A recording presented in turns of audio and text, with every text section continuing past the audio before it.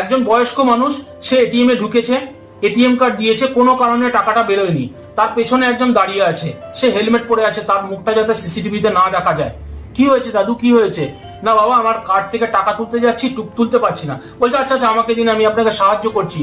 ATM এ কার্ডটা ঢুকিয়েছে, দাদুকে বলেছে পিনটা দিতে, দাদু বলে দিয়েছে পিনটা, বা দাদু দিয়েছে, ও দেখে নিয়েছে।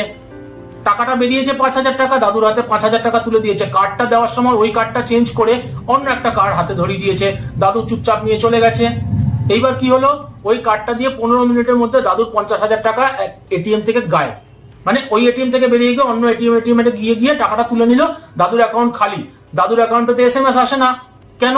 দাদু ভাবে যে আমার তো 17 টাকা 20 টাকা মাসে, কিন্তু যদি এসএমএসটা থাকতো তাহলে তো কমসে কম দাদু যখন দেখতে পারতো যে আমার কিছু হচ্ছে, সাথে সাথে কিছু একটা অ্যাকশন নিতে পারতো, কাস্টমার কেয়ারে ফোন করে এটিএমটা ব্লক করাতে পারতো। কিন্তু না, এসএমএস এ টাকা কাটবে সেই জন্য দাদু